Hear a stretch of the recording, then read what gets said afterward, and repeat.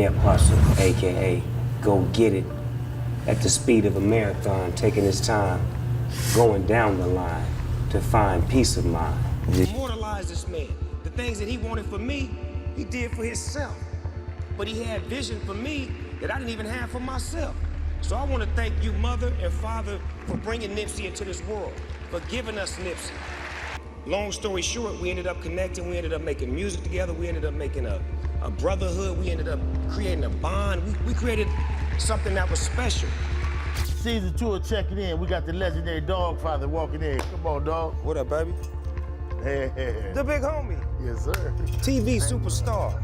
Neighborhood star. Come on, man, you look good. Accusations of being fake aren't new for Snoop Dogg. In the 1990s, he was accused of turning on Tupac in the middle of the East-West Coast War. Now, years later, he's facing the same issue with Nipsey Hussle. At one point, Snoop was hailing Nipsey as a king, a leader, a brother.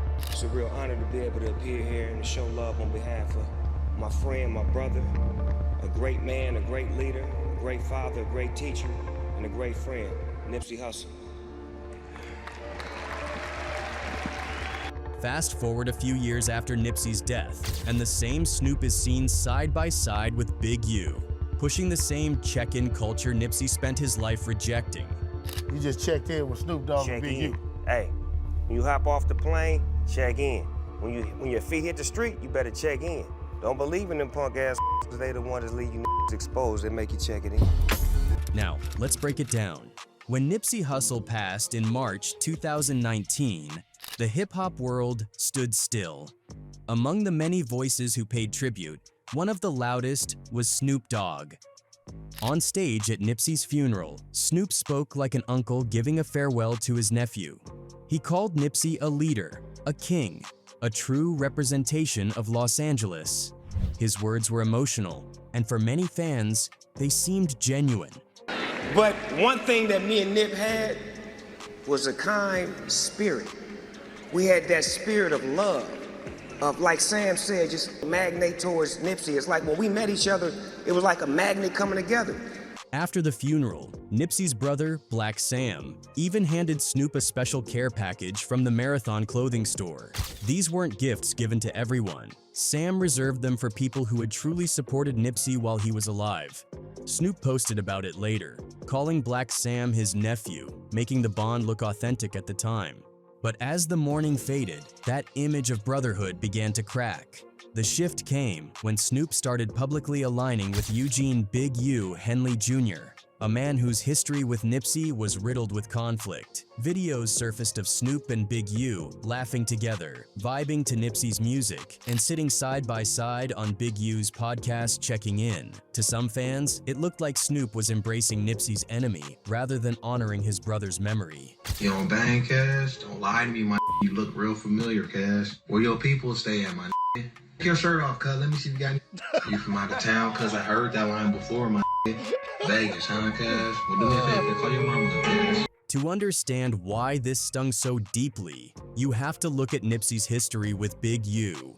In the early days, Big U managed Nipsey, but their relationship quickly soured. They clashed over money, business, and, most importantly, control. Nipsey wanted independence, while Big U was known for exerting heavy influence over artists under him. Nipsey eventually cut ties and made his stance clear in his music. On You Don't Got a Clue, he rapped, "I built this on my own and everybody know it's true. Still dudes act like they supposed to have control of what I do." That wasn't a random lyric. It was a direct message to Big U. Nipsey was declaring that no one owned him, and that included his former manager. This independence also meant rejecting one of Los Angeles's most controversial traditions, checking in. For decades, an unwritten rule dictated that rappers and outsiders had to tap in with powerful figures to move safely through the city. Big U was one of the loudest enforcers of this culture, even turning it into a brand with his podcast. To many, it looked less like respect and more like extortion with a friendly face. Snoop publicly co-signed the system. On Big U's show, he leaned into the mic and explained, "Everywhere I go, I check in, man. No, I don't get checked. I check in. It's a big difference." Some praise this as wisdom from an OG. But to others, it sounded like submission, the opposite of what hip-hop was supposed to stand for. You just checked in with Snoop Dogg and Check Big in. U. Hey, when you hop off the plane, check in. When your feet hit the street, you better check in. Don't believe in them punk because they the ones that leave you exposed. They make you check it in. Nipsey took the opposite path. He saw checking in as submission to a cycle of fear and control. Instead of playing by old politics, he built a new blueprint. He brought Crips and Bloods together for community events, launched businesses, and promoted black ownership. His respect came naturally, not from payoffs or protection, but rejecting that culture came at a cost. Tensions rose, and stories circulated of real-life clashes between Nipsey and Big U. Black Sam himself reportedly had to fire a warning shot in one incident to protect his brother. This wasn't industry drama, it was survival. So when Snoop, the man who eulogized Nipsey as a king, sat smiling beside Big U, the betrayal felt sharp. For Black Sam, who distrusted Big U deeply, it wasn't just disappointing, it was a violation. For fans, it looked like Snoop had chosen comfort and safety over loyalty to Nipsey's values. Many called it playing both sides. Others said it was just survival. But for Nipsey's family, and those who understood his battle with Big U, it was simple: fake brotherhood.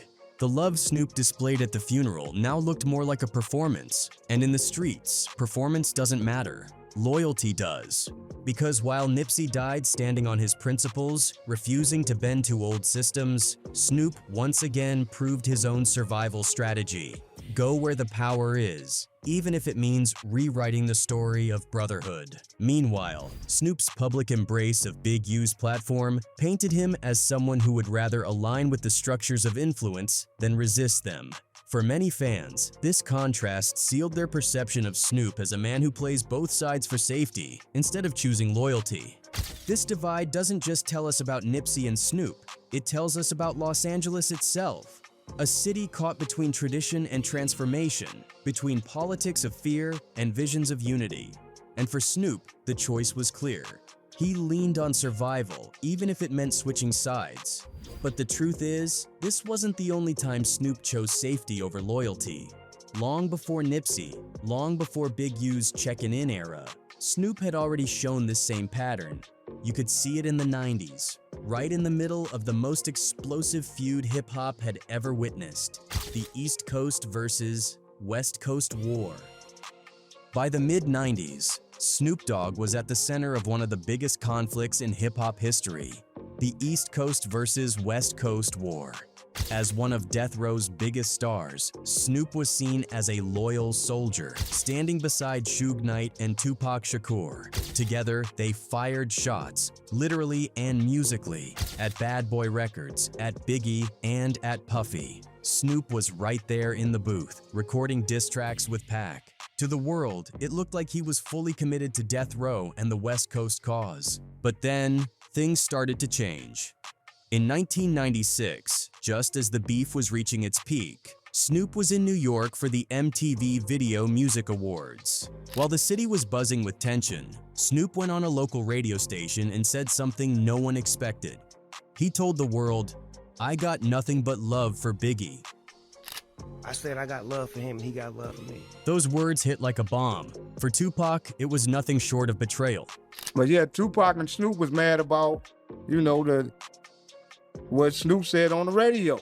Just days earlier, Pac and Snoop had been in the studio together, aiming shots at the very same people. And now, Snoop was on enemy territory, giving them love on live radio. To Tupac, that wasn't loyalty, it was being fake. From that moment, the trust between Pac and Snoop began to crack. Snoop himself admitted later that the plane ride back to Los Angeles was one of the most tense moments of his life. He described sitting on the flight, clutching a knife and fork, convinced that Pac and Suge's crew might turn on him at any moment. He also revealed that he wasn't a fan of Tupac's infamous diss record, Hit 'Em Up. Snoop told Big Boy years later that he felt the track was only buying more problems. To Pac, those problems were part of the fight. To Snoop, they were something to avoid. After Tupac was killed, the story began to shift again. Suddenly, Snoop was no longer the soldier standing firm with death row. Instead, he started appearing closer to the same East Coast artists he once dissed. He was seen hugging Puffy, praising Biggie, even telling stories about how he and Biggie supposedly squashed their differences after Pac's death. According to Snoop, he and Biggie had a private meeting in Atlanta where Biggie apologized for the beef and the two made peace. But here's the problem. People close to Biggie weren't buying it. Gene Deal, Puffy's former bodyguard, flat out questioned Snoop's version. He pointed out that Biggie never liked Snoop, and he found it suspicious that Snoop would claim a private meeting in Atlanta instead of Los Angeles, where both of them had crossed paths before. To Gene, the story sounded more like a convenient narrative for the cameras than the truth. But I heard what Biggie said in the studio. Man, this dude keep trying to call me. I heard he in Miami. What he calling me for? And Snoop's own peers noticed the change. Napoleon, a member of Tupac's group Outlaws, accused Snoop of giving slick shade, saying nice things about Pac while still finding ways to put him down. To Pac's loyal supporters, this was just more proof that Snoop's loyalty could bend depending on the moment. In the end, Snoop's actions during and after the East Coast-West Coast War left a mark. To some, he was a survivor who played smart. To others, he was a man rewriting history to protect his image. But whichever way you look at it, the pattern was becoming clear. Snoop praised one side when it benefited him, then switched when the tide turned. And this wasn't the last time he'd do it. Just look at his history with Eazy-E. When it came to Eazy-E, Snoop Dogg showed the world just how quickly loyalty could be rewritten. Back in the early 1990s, when Death Row Records was on the rise and Dr. Dre was carving out his new empire, Snoop was Dre's young protege, the sharp new voice meant to lead the West Coast into the future. And with that loyalty came a price, standing shoulder to shoulder with Dre in torching Eazy-E's reputation. On the infamous track Dre Day, Snoop's voice carried venom. He mocked, he ridiculed, and he played the sidekick role to Dre's master plan of burying his old NWA partner. The streets were buzzing. Everyone knew Eazy wasn't just Dre's old collaborator. He was the man Dre once relied on to get a foot in the industry. And now Snoop was gleefully helping Dre dismantle him in front of the entire rap world. But it didn't stop at playful jabs. Snoop doubled down later, sneaking in disses that cut deep, even going after Eazy's illness when word spread about his declining health. These weren't surface-level disses. They were aimed at his very mortality, shots meant to humiliate Eazy while Death Row tightened its grip on the West Coast. At that time, Snoop wanted the world to know he had no love for Eazy. To him, loyalty to Dre and Suge Knight came first. Yet here's where the story takes a dramatic turn. After Eazy's passing in 1995, the narrative shifted. Suddenly, Snoop's tone changed. In interviews, in documentaries, and even during stage performances, he began calling Eazy a legend, a pioneer, a forefather of gangsta rap who deserved all the respect in the world. The same man he once mocked was now someone he praised as an icon who laid the foundation for artists like himself. To outsiders, this looked like growth, maturity, Snoop recognizing history. But to many in the culture, it looked like something else, a survival tactic. Hip-hop is built on shifting power structures. Death Row was gone. Suge Knight was out of the picture. Dre had moved on. And suddenly, aligning with Eazy's legacy wasn't just safe, it was smart. It kept Snoop tethered to the broader West Coast story, one that fans still held close. And that's the thread you start to notice if you step back. This wasn't a one-time switch-up. It was part of a larger pattern. Time and time again, Snoop has been accused of reshaping history, exaggerating events, or outright inventing moments that never happened. From his double persona with Nipsey, to his Big U support on checking, and even the Eazy-E Flip, Snoop's storytelling has often raised eyebrows. For many in the streets, it stopped sounding like wisdom and started sounding like fiction. And that would bring us to When Lies Caught Up. Now, if there's one thing Snoop Dogg has always been celebrated for, beyond his music, it's his storytelling.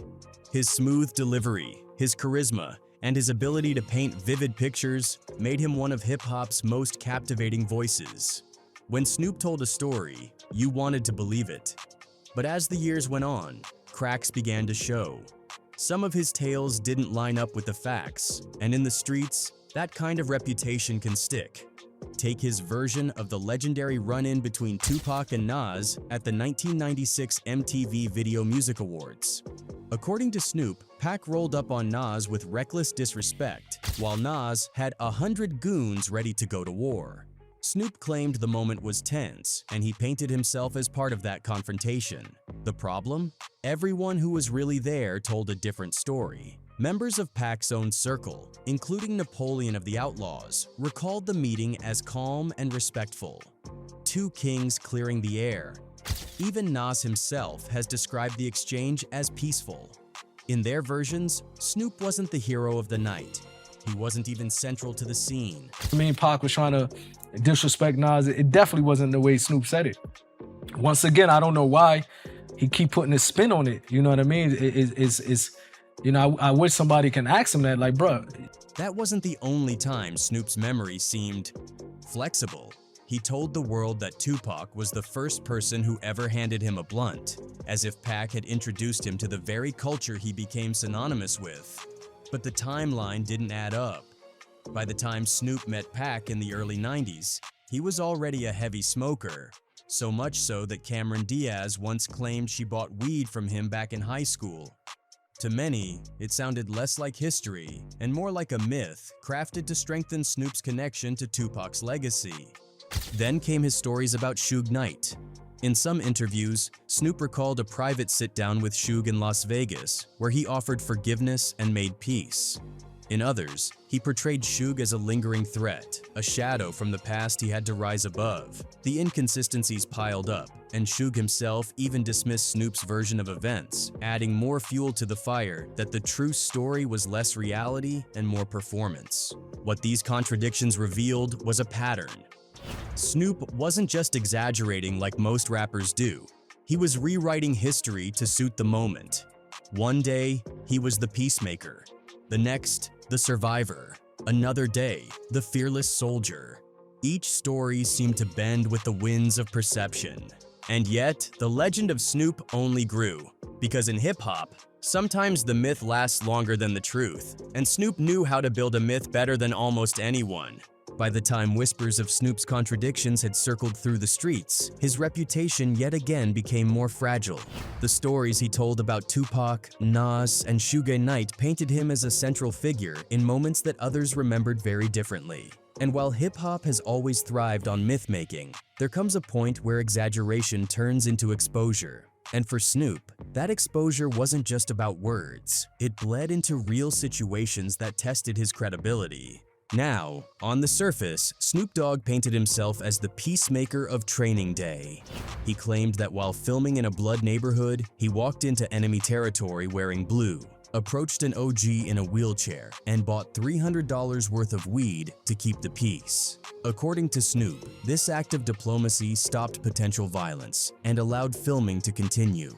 But the real story? It was later found out that Snoop Dogg didn't do any of that. In fact, the Bloods attacked him by throwing bottles at his trailer, and it was someone else who stepped in to calm things down while Snoop hid in the trailer. Scared. Spice One, the gangsta rap pioneer, recently shared this story during an interview with The Art of Dialogue. He recalled how a group of Bloods who were rivals to the Crips were harassing Snoop on the set of the 2001 movie. Spice One said he was alerted to the gang members throwing bottles at Snoop's movie trailer. After making his way over to the set, he managed to defuse the situation. I'm out in Los Angeles, and my OG Crip homie hit me up. He was like, "Spice, they're at Snoop's trailer. There are some Blood guys over there throwing bottles at his trailer," he recalled. He didn't say Blood guys because, you know, he's not going to say that, but that's what he meant. I was like, oh. So in so many words, he told me to go over there and try to calm them down. They'll listen to you. And I'm thinking in the back of my head, man, they don't know me. Why would they listen to me? But since the OG told me to go, I went. Bottles at Snoop trailer. You know, he didn't say blood because, you know, he ain't gonna say that, but, You know, that's what he tell me. And I barely understand him, but I got it. I understood him. You know, since the OG said go over there and holler at him and try to you know, calm him down, because I think they was throwing bottles at the trailer, at Snoop's trailer. When Spice One pulled up to the Training Day set, his presence alone was enough to shift the whole atmosphere. The Bloods immediately recognized him. "Damn, Blood! That looks like Spice One," someone shouted. He laughed it off, replying, "It is me. You all got any weed? What's happening?" Sliding into conversation, he quickly diffused the tension. "Man, they're saying y'all been throwing bottles at Snoop's trailer," he told them. "They're about to call the cops. We should dip before they roll through." The crew didn't argue, nobody wanted to deal with the police. So they moved around the corner, lit up some weed, and chilled while patrol cars circled the block. The cops glanced around, saw nothing, and left. After that, Spice One dapped up the guys and strolled into Snoop's trailer. They smoked together for a while, Snoop completely unaware that Spice had just prevented a full-blown incident outside. I see him and they look at me and he like, "Damn, Blood." He like, "That look like Spice One, Blood." And I was like, "It is me, nigga." They saying y'all was throwing bottles at Snoop trailer and shit, man. The was about to call the police. We need to get the out of here. You know, they was like, "Okay, cool, let's bounce the up out." You know, this ain't trying to see the Opos anyway, so. And years later, Snoop found himself in hot water again. Not on a movie set, but through a controversial commercial.